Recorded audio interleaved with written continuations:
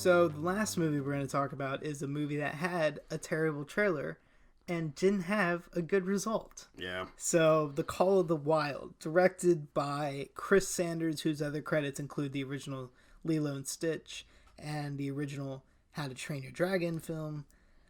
Call of the Wild is based on the classic Jack London novel, the episodic novel of the same name, and primarily stars Harrison Ford in terms of live action performances, though the real star, as anybody who is familiar with the story or has seen the trailer knows, is the dog Buck. The dog. So starting out in the South, we learned that Buck was sort of like this unsung leader of the town. Everybody knows who he is and all that, but he's also very big and very fast, which immediately catches the eyes of... He's not a dog catcher, but he like sees an advertisement for like, oh, dogs are selling big, and he's like, oh, I'm gonna make that money.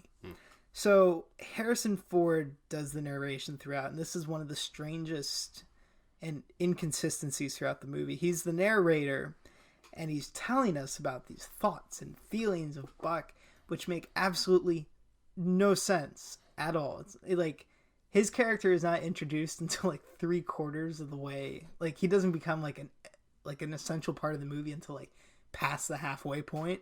And it's like, how could he know like this dog's feelings? And like the only person he ever talks to is the dog. So it's like the dog told him these things. It makes no sense at all. But anyway, one of the first things Harrison Ford tells us about the dog is that he follows his instincts, right? And it's like, oh, it's a big thing. He's like the guy's calling over to him, and he's like, oh, but Buck follows his instincts, and he still gets captured. He's like the dog is suspicious. He's noticeably suspicious, and he still gets captured.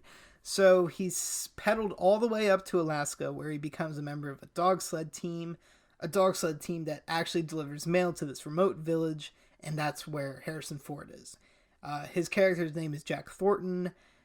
He experienced a personal tragedy, the loss of his son, that was so devastating that his marriage failed. He just needed to get away from everybody. And so while the town and all of Alaska is flooded with prospectors looking for gold, it's runoff from the California gold rush, moving up north, looking in Alaska and that sort of area.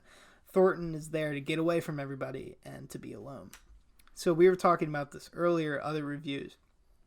And even when I reviewed Togo, I mentioned like, oh, maybe this is a test run for Call of the Wild. As it turns out, like, this movie does incorporate dog sledding, but it really isn't about that at all. It's about this dog overcoming abuse to find not just a home, first with a person and then with wolves, but it's about venturing outside the map. So what Harrison Ford and Buck decide to do, he pulls open a map, and he was talking about what he and his son always planned on doing. Is like, they looked at a map and they saw like it ended somewhere. Like, there was places that like the map it wasn't a globe. Like, there were places that were like undiscovered. So they were like, we're going to like, and it's a really sweet scene. It's like Harrison Ford plants the pen on the map and he's drawing it, and he just like steers it right off the map and starts like drawing charcoal on the wood floor of the cabin, wherever they are. Which coincidentally allows the main villain of the film, like this dog abuser guy who has like some vendetta against Harrison Ford, who thinks that he's like, oh no, he's really looking for gold. He knows where the gold is. And Harrison Ford's like, I have no idea where this gold is. Coincidentally, he does find gold later. So it turns into like a whole mess. But it also allows this villainous character to go and find him. Anyway, Togo is a far superior film. It looked great. The director was a cinematographer initially. Solid story that's very grounded. This is not grounded at all. Like I said, like, it makes no sense a lot of the time, especially in terms of its timeline. The the emotional beats are inconsistent as well. So like the first half is like, or not the first half, like when he first goes to Alaska, it's like he's this male, or not male, he is male, but like a male delivery dog. So MALE MAIL. Got it. It's a mess. But there's like this sort of like fun tone. It's like the guy who's operating the sled is like, he's always late to like deliver the mail, and he wants to be on time, and Buck helps him do that. But then all of a sudden, like, the mail service is dropped, and he has to sell the dogs to this abusive guy who I mentioned earlier. Just really weird ups and downs. The story itself is episodic. I can only imagine, it's a classic, right? I can only imagine the transitions are smoother in the film, or on the page, than they are in the film. So definitely go watch Togo instead of this movie. What I have to say is Harrison Ford, like I'm looking at this poster of him right now, right. Blade Runner 2049. He's like, I was texting Erik, he's like my on-screen dad. Right. Harrison Ford, like Kirk Douglas, has like been a part of my movie watching experience like as long as I can remember. He's convinced me that he's talking to like a giant slug. He's convinced me that like blue people do exist, that people can fly in spaceships. He convinces me that aliens, like with crystal skulls, have magnets.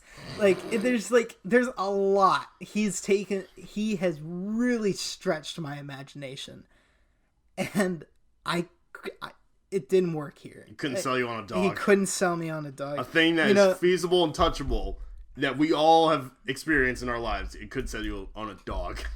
And like, I don't want to knock the animation, because there's definitely like, I do want to knock the animation, don't get me wrong. But it's like, there was obviously a lot of work that went into this, without a doubt. Like, you could tell, like, they very carefully got, like, the look of the dog right. The problem is, like, the dog is highly emotive and incredibly reactive to the owner's various needs. Again, I haven't read the book, so I don't know if he does this, but I've never seen a dog understand humans more than this. So it's like, oh, he sees alcohol. And not only does the dog understand what alcohol is and why people abuse it, but he understands that humans shouldn't be drinking it. And so he starts hiding the alcohol from Thornton. It's like this. I was going to ask if, like, the problem was the dog was too animated. Because even in the trailer, I'm like, that's a CGI dog. Way too. But it seems like it was also the writing of the dog, too. They give the dog too much of a human personality. Yeah, and I'll get back to that in a second. It's, like I said, very emotive. And all the dogs are like this. And it's a real problem with the dog sledding scene. Because, like, there's one dog, like the alpha dog is like a bully and all this. And it's just really weird. And what I thought was absolutely remarkable was that a film about whose central character doesn't speak, who literally does not have the ability to speak, right? Though, with that said, the animation made me think that they were going to get up and start singing and dancing. Hello, my baby. Hello, my honey. Mama got them, yeah. They never did. But the point is, like, through all of this, what amazed me was how this movie does a whole lot of telling and not a whole lot of showing, even though the dogs can't speak. So, like, it's an unsung rule, right? Filmmaking is a visual medium. You show things. You don't tell them. You don't have to rely on, like, spoken word alone to tell a story. And, like, even though, yeah, the dogs don't talk, but, like, when they're together, their expressions are just so human. It's kind of like the antithesis of the Lion King, right? Whereas the Lion King didn't have a lot of emotion, like in the animals' faces, this one does. It's too much. They don't, like, they barely even bark at each other during a few scenes where there are a whole bunch of dogs together, but, like, you know exactly what they're saying. And it's like, yeah, I guess for the point, like, the purpose of clarity, it makes sense, and like a younger audience, I guess. Even though this is dark, that's another thing. This is really dark. You see the dog get beaten several times. It's like, nobody wants to see a dog get beaten. True. There's alcoholism. Like, there's a lot going on. And depression. It's a dark novel from what I remember hearing, but it's also PG. It's a PG movie. Like, yeah, that makes no sense. I wasn't sold on any part of it. I really didn't enjoy it. The only thing I did enjoy was Harrison Ford. I'm not going to count The Rise of Skywalker. This is the first thing I've seen him in since Blade Runner 2049. It's always special for me to see him.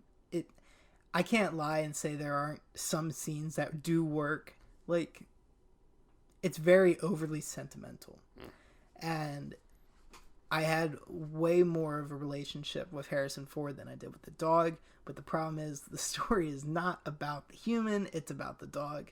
And there's just a whole lot of faults that cannot be ignored. I'm going to give this 2.5 out of 5 stars. It's funny because I remember being not excited, but I was really curious about this movie. We both were. Because it's Chris Sanders, who he worked on Lilo and Stitch, which was great, but I personally love How to Train Your Dragon a lot. I think the movie's awesome. But also the writer of this movie is Michael Green, who... Now I'm looking at his filmography. He's very inconsistent in terms of his quality. He wrote Green Lantern, but he also wrote Logan, but he also wrote Alien Covenant, but he also wrote Blade Runner 2049, and he also wrote Murder on the Orient Express. He's a good writer, but then he just kind of fumbles at times. He has 2 other movies coming out this year. Maybe he's trying to pay the bills. Maybe. What's Who he knows? got coming out this year? Jungle Cruise and Death on the Nile. Interesting. Yeah, so who knows? I don't even know what else. I have nothing else to say. Maybe it will resonate with audiences. Maybe it will be... I made a comment and you didn't agree with me earlier. I said dogs finally have its own cats. There have been movies where, like, animated dogs have looked weird. This is not as bad as that at all. Don't get me wrong, but it's like... It's the closest thing we got for now. But it's like the visual effects really did take me out of the experience. Gotcha. And I think in that respect, it is like Cats. All right.